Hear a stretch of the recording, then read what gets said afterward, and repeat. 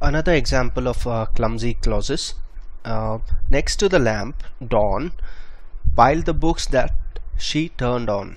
That she turned on is modifying the books. How could you turn on a book? Are they audiobooks? The correct formation is Dawn piled the books next to the lamp that she had turned on. So it was the lamp that she had turned on, and this makes it meaningful. Now, when you are moving the phrase or a clause that's problematic, don't plop it, or rather drop it in between two nouns, because then you are never sure which noun it's going to modify. A modifier can come after the noun it has to modify, or can come before the noun it has to modify. It just needs to touch the noun it should modify, and it should not touch any other noun to reduce, otherwise it will be ambiguous as to which noun it is modifying. Look at this example. The teacher said on Monday she would return our essays. Now, on Monday is a prepositional phrase, and how it becomes ambiguous is, did the teacher tell the class on Monday, or did she promise to return the book on Monday? We can change it. The teacher said she would return our essays on Monday.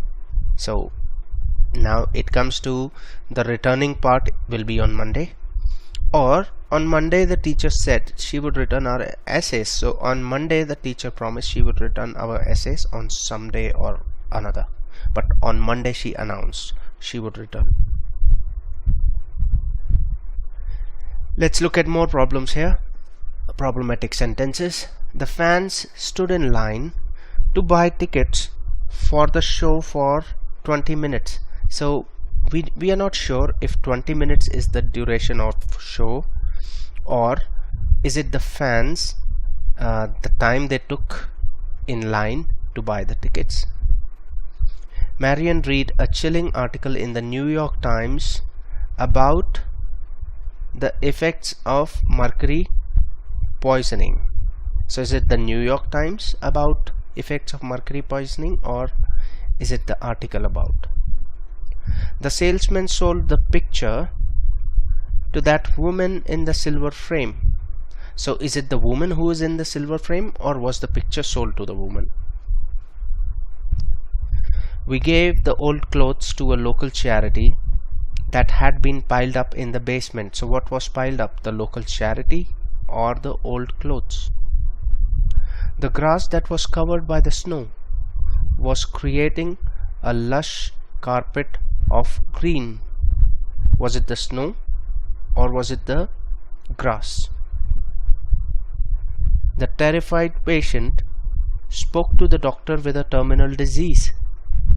Who's got the terminal disease, the doctor or the patient?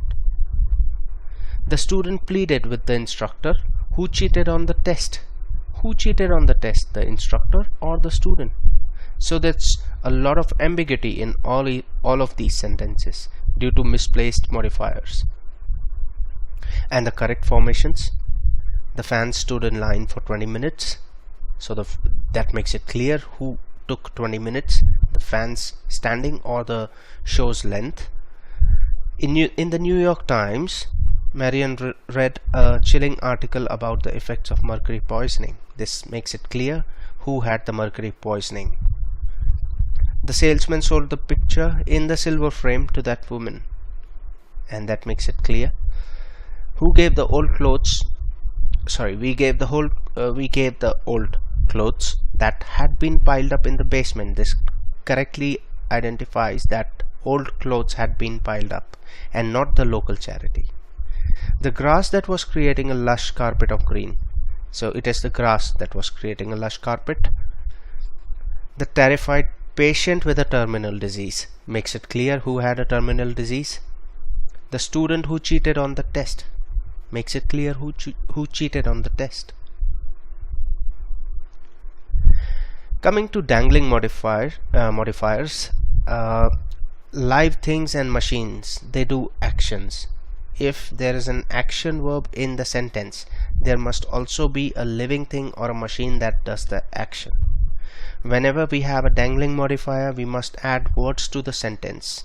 Simply rearranging the sentence will not fix the problem. Let's have a closer look.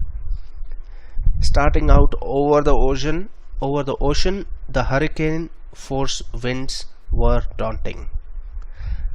The hurricane is not alive, and it is not a machine. It cannot stare anywhere.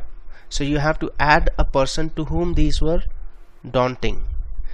Staring out over the ocean, Matt saw the daunting hurricane force winds, or the hurricane force winds were daunting to Matt. When in 3rd grade, my mother went back to college. And how is that possible? She couldn't have gone back to college in 3rd grade. So when I was in 3rd grade, my mother went back to college. To fix the dangling modifiers, you have to change the main part of the sentence so it begins with the term which is actually modified. So this change will put the modifier next to the term it modifies. Looking toward the west, a funnel-shaped cloud stirred up dust. This is not the correct formation. Look at the correct one. When we add an actor, looking toward the west, I saw a funnel-shaped cloud stir up dust. Walking to the movies, the cloudburst drenched Jim. Incorrect. It seems like the cloudburst was walking to the movies. Walking to the movies, Jim was drenched by the cloudburst. This is correct because who was walking to the movies? Jim. Another way to fix dangling modifiers is to change the dangling modifier phrase to a subordinate clause. So instead of making it a dangling modifier or an orphan modifier, you can make it a subordinate clause and creating a subject and verb in a process. Look at this example. When 9 years old, my father enrolled in medical school. Now let's change it to subordinate clause. When I was 9 years old, my father enrolled in medical school. This is also another way to fix it, and now it makes complete sense. Now we don't have a modifier anymore. We have a subordinate clause which is connected to a main clause. Subordinate clause being when I was 9 years old, main clause being my father enrolled in medical school. Having been fixed the night before, Priscilla could use the car. This is incorrect. Since the car had been fixed the night before, Priscilla could use it. So now it has become a subordinating clause instead of a dangling or orphan modifier. Let's fix some of the dangling modifiers here.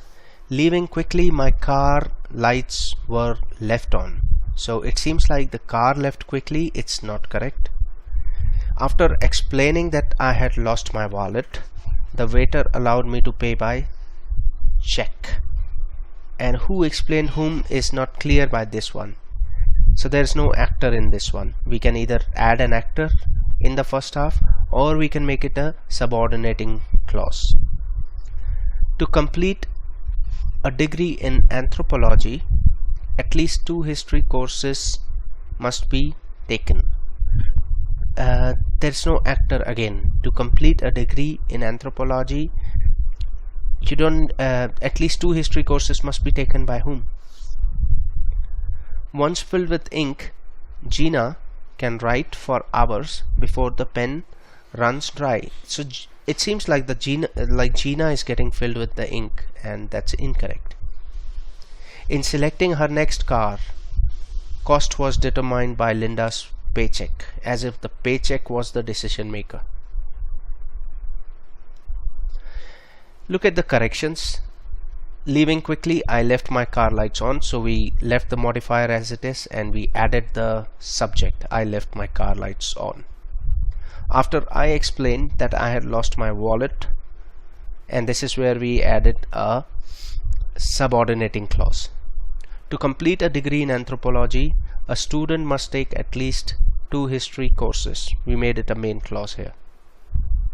Once the pen is filled with ink, Gina can write for hours before the pen runs dry. So the pen has been correctly put up here. In selecting her next car, Linda determined the cost by her paycheck. This removes any ambiguity.